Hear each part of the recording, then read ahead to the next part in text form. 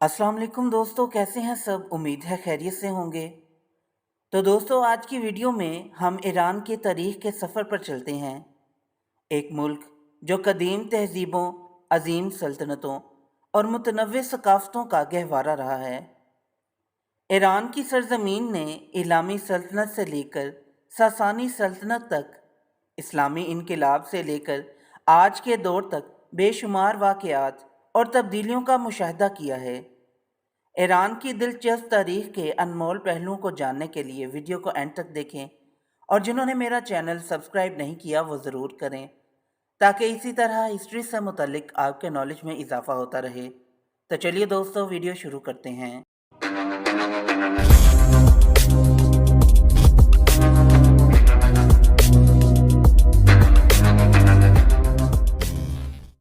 Iran की तारीख़ एक वसी और मुतनव्वे तारीख़ है, जो कदीम तहज़ीबों से लेकर मौजूदा इस्लामी जमहूरियत तक फैली हुई है। यह ख़िता मुख्तलिफ़ अदवार में मुख्तलिफ़ तहज़ीबों, सल्तनतों और मज़ाहिब का मरकज़ रहा है। ईरान की तारीख़ में कई अहम अदवार हैं जिन्होंने न सिर्फ ईरान बल्कि पूरी दुनिया पर गहरे असरात छोड़े हैं। इस वीडियो में हम ईरान की तारीख़ के मुख्तलिफ़ अदवार का तफसीली जायज़ा लेंगे। इस्लामी सल्तनत। इस्लामी सल्तनत कदीम ईरान की पहली बड़ी तहज़ीबों में से एक थी। इसका आगाज़ तकरीबन 2700 कबल मसीह में हुआ और ये तकरीबन 539 कबल मसीह तक कायम रही। यह सल्तनत जदीद दौर के जनूब मगरबी ईरान में वाक़ थी, जो आज के सूबा खोज़िस्तान और इसके गिरदोनवाह के इलाके पर मुश्तमिल थी। इस्लामी तहज़ीब ने अपनी मुनफरिद तहरीरी निज़ाम, फ़न तमीर और सकाफ़ती खसूसियात की बुनियाद पर एक अलग शनाख्त कायम की। इस्लामी सल्तनत का मरकज़ी इलाका आज के ईरान, इराक़ और खलीज फ़ारस के नज़दीक वाक़ था। इसका दारुल हुकूमत सोसा था, जो कि दरियाए कारून के किनारे आबाद था। इस्लामी सल्तनत का जोग्राफियाई महल वक़ू इसे मेसोपोटामिया और ईरान के दरमियान एक पुल की हैसियत देता था, जो तजारत और सकाफ़ती तबादले के लिए अहम था। इस्लामी सल्तनत के इब्तदाई दौर में इस्लामी शहर रियासतें कायम हुईं, जिनमें सोसा, इंशान और हल्ता मती शामिल थीं। इस दौर में इस्लामियों ने इब्तदाई तहरीरी निज़ाम और फ़न तामीर की बुनियाद रखी। 1500 कबल मसीह के बाद इस्लामी सल्तनत का एक नया दौर शुरू हुआ, जिसे पुरानी सल्तनत कहा जाता है। इस दौर में इस्लामियों ने मेसोपोटामिया के साथ जंगें की और अपने इलाके को वुसअत दी। इस्लामी हुक्मरानों ने अपने दारुल हुकूमत सोसा को एक अहम तजारती और सकाफ़ती मरकज़ बनाया। 1100 कबल मसीह के बाद इस्लामी सल्तनत का वस्ती दौर शुरू हुआ। उस दौर में इस्लामियों ने अपने इलाके को मज़ीद वुसअत दी और हख़ामुनशी सल्तनत के साथ ताल्लुकात उस्तवार किए। उस दौर में इस्लामियों ने ज़राअत, तजारत और सनत में नुमायाँ तरक्की की। नौ सल्तनत का दौर 770 कबल मसीह से शुरू हुआ और 539 कबल मसीह तक जारी रहा। उस दौर में इस्लामियों ने अपनी सल्तनत को मुस्तहकम किया और मुख्तलिफ तहज़ीबों के साथ तजारती और सकाफ़ती ताल्लुकात कायम किए। ताहम 539 कबल मसीह में आखमीनी सल्तनत के बानी साइरस आज़म ने इस्लामी सल्तनत को शिकस्त देकर इसका खात्मा कर दिया। आखमीनी सल्तनत, जिसे फ़ारसी सल्तनत भी कहा जाता है, कदीम दुनिया की सबसे बड़ी और अहम सल्तनतों में से एक थी। इसकी बुनियाद साइरस आज़म ने 550 कबल मसीह में रखी और यह सल्तनत 330 कबल मसीह तक कायम रही।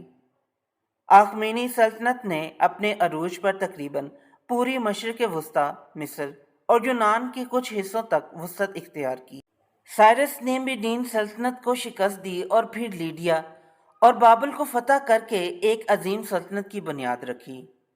साइरस आज़म ने अपनी फतूहात में रवादारी और इंसाफ की पॉलिसी अपनाई, जिसकी वजह से मुख्तलिफ कौमें इनके ज़ेरे असर रहने पर राज़ी हुईं। साइरस आज़म का सबसे मशहूर कारनामा बाबल के लोगों की आज़ादी है। दारियुश आज़म ने सल्तनत की तंजीमें नौ की और इंतज़ामी इस्लाहात की। इन्होंने सल्तनत को मुख्तलिफ सूबों में तकसीम किया और हर सूबे का एक गवर्नर मुकर्रर किया।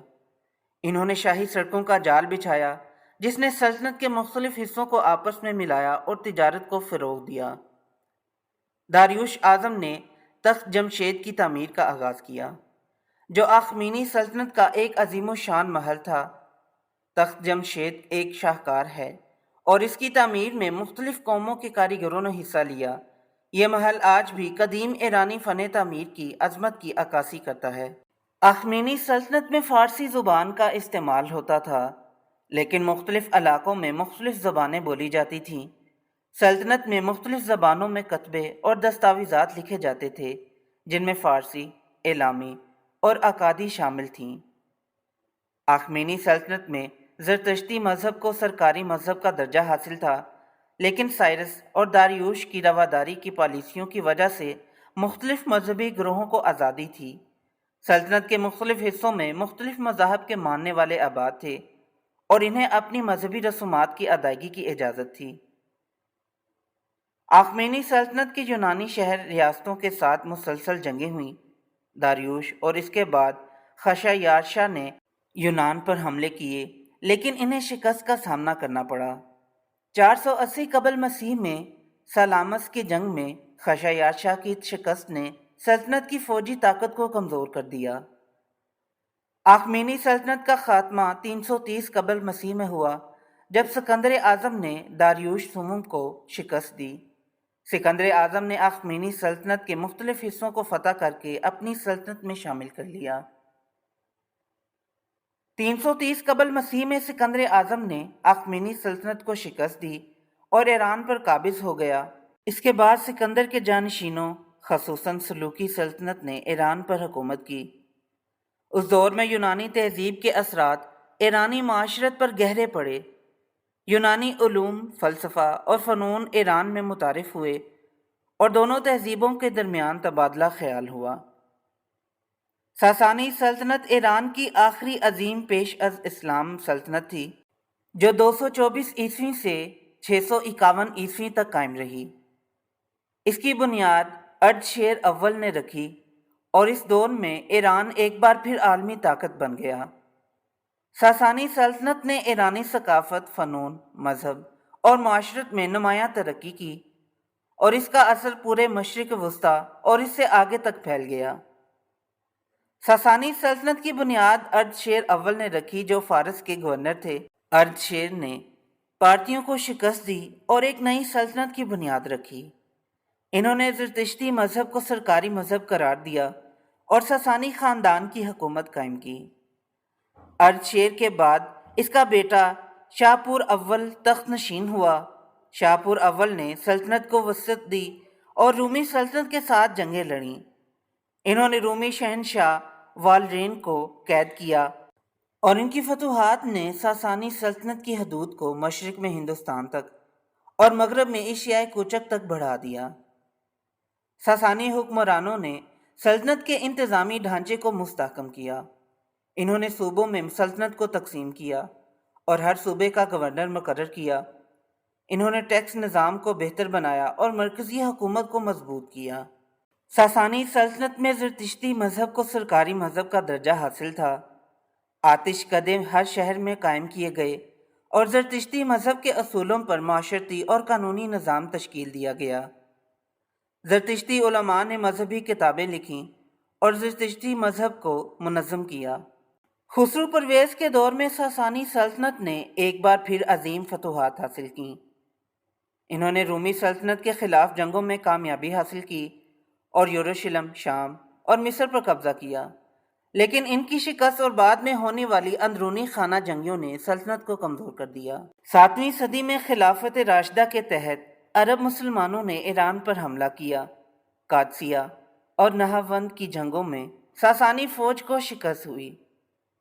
آخر کار 651 عیسوی میں یزدگرد سوم کے قتل کے بعد ساسانی سلطنت کا خاتمہ ہو گیا اور ایران اسلامی خلافت کا حصہ بن گیا۔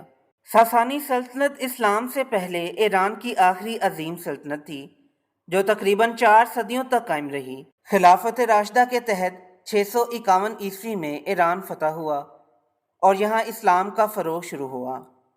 اس کے بعد ایران اموی اور عباسی خلافت کے زیر اثر رہا۔ عباسی دور میں ایران اسلامی علوم و فنون کا مرکز بن گیا، جہاں بڑے بڑے عالم اور فلسفی پیدا ہوئے۔ بغداد، جو عباسی خلافت کا دارالحکومت تھا، ایک عظیم علمی مرکز بن گیا جہاں مختلف علوم و فنون کی ترقی ہوئی۔ سلجوقی سلطنت نے ایران میں ایک نیا اسلامی دور شروع کیا۔ سلجوکیوں نے ایران میں مضبوط حکومتی ڈھانچہ قائم کیا اور نیشاپور اور بغداد جیسے اہم شہروں کو ترقی دی۔ اس دور میں اسلامی فنون اور علوم میں بڑی ترقی ہوئی اور ایران نے علمی میدان میں نمایاں مقام حاصل کیا۔ 13ویں صدی میں چنگیز خان کے زیر قیادت منگولوں نے ایران پر حملہ کیا۔ تیمورلنگ نے 14ویں صدی میں ایران پر قبضہ کیا اور تیموری سلطنت کی بنیاد رکھی۔ ان حملوں نے ایران کی تہذیب اور معاشرت کو تباہ کر دیا، لیکن تیموری دور میں فنون اور علوم کی بحالی بھی ہوئی۔ تیموری دور میں ایران میں عظیم و شان عمارات کی تعمیر ہوئی اور فنون لطیفہ نے ترقی کی۔ صفوی سلطنت کی بنیاد شاہ اسماعیل اول نے رکھی۔ اس سلطنت نے ایران کو شیعہ مسلم ملک کے طور پر مستحکم کیا اور اسے ایک طاقتور علاقائی طاقت بنایا۔ صفوی دور میں ایرانی ثقافت، فن اور علم کی ترقی ہوئی۔ اصفہان صفوی دور کا دارالحکومت تھا اور اس دور میں یہ شہر اسلامی فن تعمیر کا مرکز بنا۔ صفوی سلطنت نے ایرانی شناخت کو مضبوط کیا اور شیعہ اسلام کو سرکاری مذہب کے طور پر اپنایا۔ 1989 میں امام خمینی کی قیادت میں اسلامی انقلاب آیا اور ایران اسلامی جمہوریہ بن گیا۔ اس انقلاب نے ایران کی سیاست، معاشرت اور معیشت کو یکسر بدل دیا۔ ایران میں شیعہ اسلام کے اصولوں پر مبنی ایک نیا نظام حکومت قائم کیا گیا۔ اسلامی جمہوریہ کے قیام کے بعد ایران نے مغربی ممالک کے ساتھ تعلقات میں اہم تبدیلیاں دیکھیں۔ آج کا ایران ایک اہم علاقائی طاقت ہے اور مختلف بین الاقوامی مسائل میں مرکزی کردار ادا کرتا ہے۔ ایران کی حالیہ تاریخ میں عراق ایران جنگ، جوہری پروگرام کے تنازعات اور علاقائی سیاست میں ایران کا کردار اہم موضوعات رہے ہیں۔ ایران نے اپنے جوہری پروگرام کے تحت اہم پیش رفت کی ہے، جس نے بین الاقوامی برادری میں مختلف تنازعات کو جنم دیا ہے۔ ایران کی تاریخ مختلف تہذیبوں، سلطنتوں اور مذاہب کے ارتقاء کی داستان ہے۔ یہ ملک ہمیشہ سے علم، فن اور ثقافت کا مرکز رہا ہے اور آج بھی ایک اہم عالمی اور علاقائی طاقت ہے۔ ایران کی تاریخ کی گہرائی اور پیچیدگی اس کی عظمت اور ورثے کی عکاسی کرتی ہے۔ ایران کی تاریخ کا مطالعہ ہمیں انسانی تہذیب کی ترقی اور مختلف ادوار میں پیش آنے والے چیلنجز کی سمجھ فراہم کرتا ہے۔ تو دوستو، یہ تھی آج کی ویڈیو پسند آئی ہو تو لائک ضرور کریں اور میرے چینل کو سبسکرائب کریں۔ پھر ملتے ہیں ایک نئی ویڈیو کے ساتھ، تب تک کے لیے اجازت دیں۔ اللہ حافظ۔